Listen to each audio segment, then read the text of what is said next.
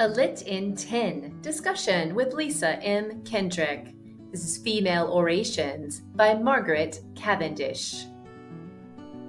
Margaret Cavendish was the first known Englishwoman who wrote with the intent of being published. She desired fame but gained notoriety. Her many critics called her mad, conceited, and ridiculous. They attacked her writing and her clothes. Cavendish wrote about science, mathematics, and philosophy, subjects considered beyond the capacities of women in the 17th century, and produced numerous works of poetry, prose, and drama. The historical context of a work consists of the events and social conditions that inspired or influenced its creation. In 17th century England, society placed severe limitations on women. For the most part, women were confined to the home and family. Cavendish responded to these limitations by writing pieces like Female Orations.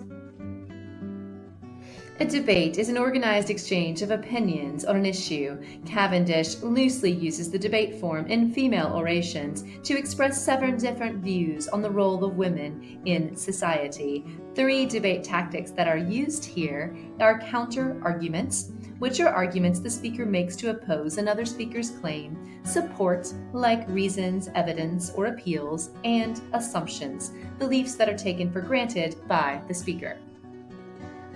The overriding theme here is that women must have an education and they must be allowed forums in which to speak forthrightedly.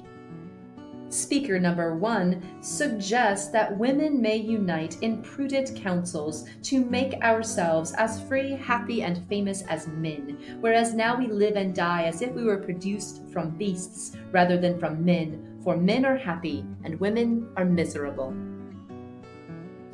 Speaker 2 agrees with Speaker 1, but condemns her for not giving a solution. Speaker 2 goes on to say that men are not only our tyrants, but our devils, keep us in the hell of subjugation, from which I cannot perceive any redemption or getting out. We may complain and bewail our condition, yet that will not free us. Speaker 3 disagrees with both Speaker 1 and Speaker 2. She says that we have no reason to speak against men, who are our admirers and lovers. They are our protectors, defenders, and maintainers. They admire our beauties and love our persons. They protect us.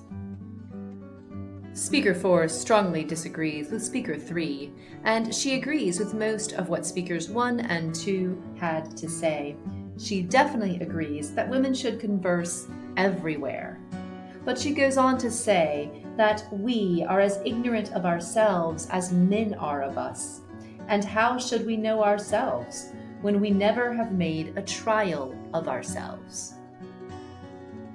Speaker 5 claims that Speakers 1, 2, and particularly 4 would like women to change the customs of who they are, and she considers this preposterous and unnatural.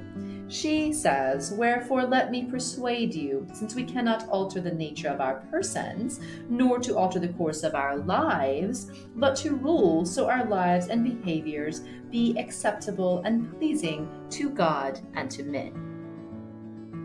Speaker 6 addresses Speaker 5 directly and says that that's ridiculous to say it would be unnatural to imitate men. She says men are terrestrial beings just like ourselves. Therefore, women ought to imitate men, as being a degree in nature more perfect than they themselves, and all masculine women ought to be as much praised as effeminate men ought to be dispraised.